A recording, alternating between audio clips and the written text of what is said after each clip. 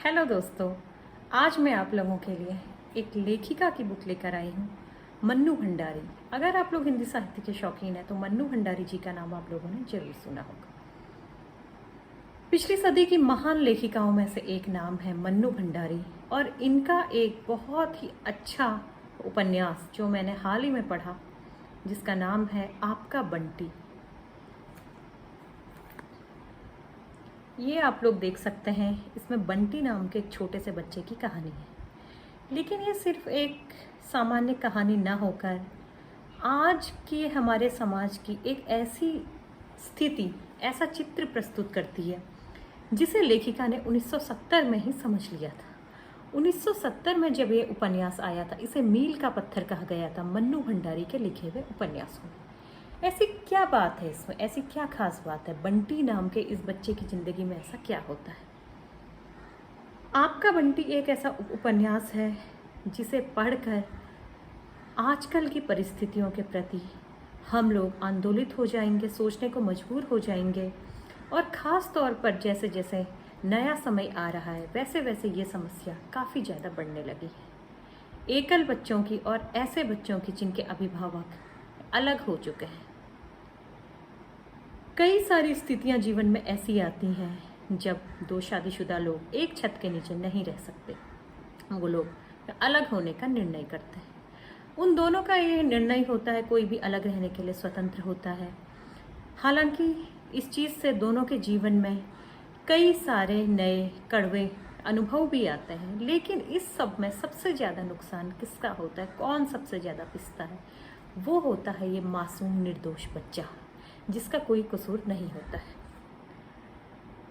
आपका बंटी मन्नू भंडारी के उन बेजोड़ उपन्यासों में से है जिसमें 20वीं सदी में ही स्त्री विमर्श को एक नई हवा दी थी, स्त्री विमर्श को सही धरातल पर लाया गया था।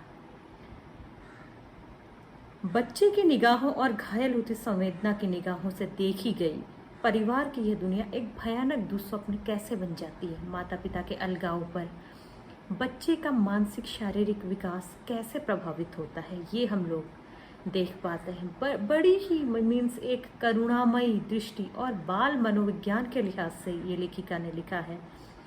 ये कहना मुश्किल है कि ये कहानी किसकी है, कौन मानसिक यंत्रणाओं से गुजर रहा है। ऑफ कोर्स जो हस्बैंड वाइफ होते हैं जिनका तलाक हो चुका होता है, या फिर जो दोनों अलग अलग रह रहे होते हैं, उन दोनों को तो मानसिक यंत्रणा होती ही है, लेकिन सबसे ज़्यादा उस निरपराध निर्दोष बच्चे को होती है जिसे बिना किसी अपराध के ऐसा बचपन जीने पर मजबूर कर दिया जाता है जिसमें उसे एक माता पिता की प्यार भरी छत नहीं मिल पाती। इसमें किसका दोष है ये कहना बहुत मुश्किल होता है।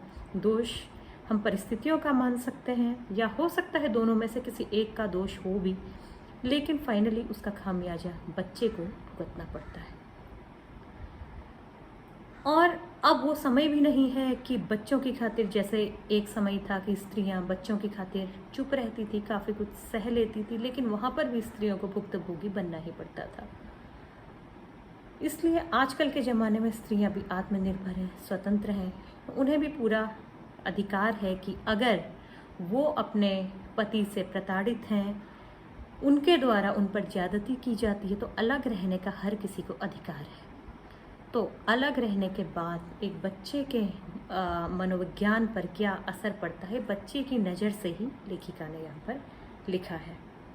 बच्चों की चेतना में बड़ों के इस संसार को मन्नू भंडारी ने सबसे पहले पहचाना था कि हमारे लिए नॉर्मल लगने वाली चीज़ें एक बच्चे की दृष्टि से देखे जाने पर कैसी होती हैं। बाल मनोविज्ञान की गहरी समझ बूझ के लिए चर्चित और प्रशंसित इस उपन्यास का हर पृष्ठ मर्मस्पर्शी और विचार उत्तेजक है। हिंदी उपन्यास की एक मूल्यवान उपलब्धि इसे कहा जाता है। इसमें बंटी नाम का एक बच्चा होता है जिसकी माँ होती है शकुन। वो अपने पति से अलग रहती है, दोनों का तलाक हो चुका होता है। शकुन एक कॉलेज में प्रिंसिपल होती है, उसके पास सब कुछ होता है, लेकिन बंटी अपने पिता के प्यार को तरसते रहता है। हालांकि उसके पिता बीच बीच में उससे मिलने आते हैं, उसके लिए गिफ्ट वगैरह लेकर आते हैं। पिता ने वहाँ दूसरी शादी कर ली होती है और पिता के साथ भी दूसरा बच्चा होता है। आखिर एक दिन बंटी की माँ भी अपने नए जीवन साथी को ढूंढ लेती है, वो भी दूसरी शादी कर लेती है। बंटी को अपनी माँ के साथ का पुराना घर छोड़ना पड़ता है और एक नई दुनिया में एडजस्ट होने के लिए तैयार होना पड़ता है। बंटी की माँ के जो नए पति होते हैं, उनकी पत्नी इस दुनिया में नहीं रही होती हैं। उनके ऑलरेडी 2 छोटे बच्चे होते हैं जो बंटी के हम उम्र होते हैं। लेकिन कैसे बंटी को उस घर में सब कुछ होकर भी हर चीज़ पराई लगती है। हालांकि उसके नए पिता भी उसे प्यार करते हैं और पूरी कोशिश करते हैं कि वो बंटी की भावनाओं का सम्मान रखें। यहाँ पर किसी को भी खलनायक के तौर पर नहीं दिखाया गया है। बंटी की माँ, पुराने पिता, नए पिता, हर कोई बंटी से प्यार करते हैं, बंटी को अपनापन देना चाहते हैं। लेकिन वो चीज़ जो होती है, जो बचपन में हमारे अंदर दरक जाती है, और एक बच्चे के लिए कैसे किसी नए पिता या नई माँ के साथ सामंजस्य बिठाना, उससे अपनापन महसूस करना कैसे मुश्किल हो जाता है, ये हम यहाँ पर देखते हैं। तो नए घर में बंटी को हर चीज़ अजनबी लगती है। वो अपने पिता से कुछ नहीं कह सकता है, अपने सौतेले भाई बहनों के साथ एकदम अलग सा फील करता है। और बंटी की जो छोटी छोटी आदतें बन गई होती हैं बचपन से माँ के साथ, जैसे बिस्तर गीला कर देना, ये सारी चीज़ों से बंटी को लगता है कि यहाँ पर मैं सबके उपहास का पात्र न बन जाऊँ। वो बहुत ज़्यादा डरता है। उसको अपनी माँ पर खींच आती है कि क्यों ये इस नए आदमी के घर में चली आई, क्यों एक नए आदमी को मुझे पापा कहने को विवश किया जा रहा है, जबकि मेरे पिताजी तो कोई और है।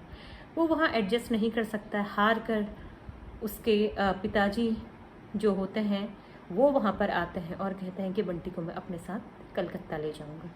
हार कर उसकी माँ बंटी को अपने पुराने पिताजी के पास भेज देती है, ये सोचकर कि शायद वो वहाँ खुश रहे। लेकिन जब बंटी वहाँ पर जाता है तो देखता है कि वहाँ पर भी एक नई माँ है और एक सौतेला छोटा भाई है। नई माँ भी बंटी का ख्याल रखने की पूरी कोशिश करती है, लेकिन वहाँ पर भी वही होता है। बंटी को फिर अपनी पुरानी माँ, असली माँ की याद आती है। बंटी वहाँ के माहौल में भी एडजस्ट नहीं हो सकता।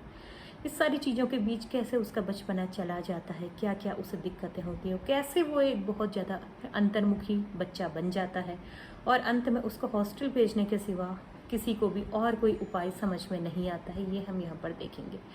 तो उस ज़माने में बाल मनोविज्ञान पर जबकि बहुत ही कम कार्य हुआ था, बहुत ही कम किताबें लिखी जाती थी, ऐसी किताब लिखना वाकई लेखिका मनु भंडारी का एक बहुत ही साहसनीय, प्रशंसनीय कदम है। तो मैं आप लोगों को ज़रूर रिकमेंड करूँगी, आपका बंटी नोवेल आप लोग पढ़िए। अमेजन और बाकी साइट्स पे ये नोवेल 200 रुपये के आसपास में उपलब्ध है। इसका PDF भी आप लोग टेलीग्राम से डाउनलोड करके पढ़ सकते हैं। मन्नू भंडारी एक बहुत बड़ी लेखिका है, उनकी लिखी हुई और बुक्स भी काफ़ी फेमस हैं, काफ़ी अच्छी हैं। आप लोग मुझे पढ़कर बताइए कि ये बुक आपको कैसी लगी, क्या आपके मन को इस बुक ने छुआ या नहीं। आजकल की परिस्थितियों में जब एकल परिवार की व्यवस्था बढ़ती जा रही है, एकल बच्चे होने लगे हैं जिनके पास कोई भाई बहन नहीं होता, कज़न्स नहीं होते, फ्रेंड्स नहीं होते, पुराने ज़माने की तरह गांव मोहल्ले आंगन नहीं होते जिसके साथ जहां बच्चे खेल सकें, किसी से बातें कर सकें, तो बच्चों के सामने कई सारी मनोवैज्ञानिक समस्याएं हम लोग को देखने को मिल रही हैं। तो इस बुक के माध्यम से आप लोग समझ पाएंगे कि बच्चे बड़ों की दुनिया को कैसे देखते हैं, बच्चे क्या चाहते हैं, बच्चों के लिए क्या चीज़ें ज़रूरी होती हैं, क्या चीज़ें बच्चों में अपनापन, आत्मविश्वास और खुशी लेकर आती है। इन सब चीज़ों को जानने के लिए आपको ये किताब ज़रूर पढ़नी चाहिए। इस किताब को पढ़कर मुझे बताइए आप लोगों को ये कैसी लगी। मैं आपके लिए मन्नू भंडारी की और भी बुक्स का रिव्यू लेकर आऊँगी। तब तक के लिए नमस्ते।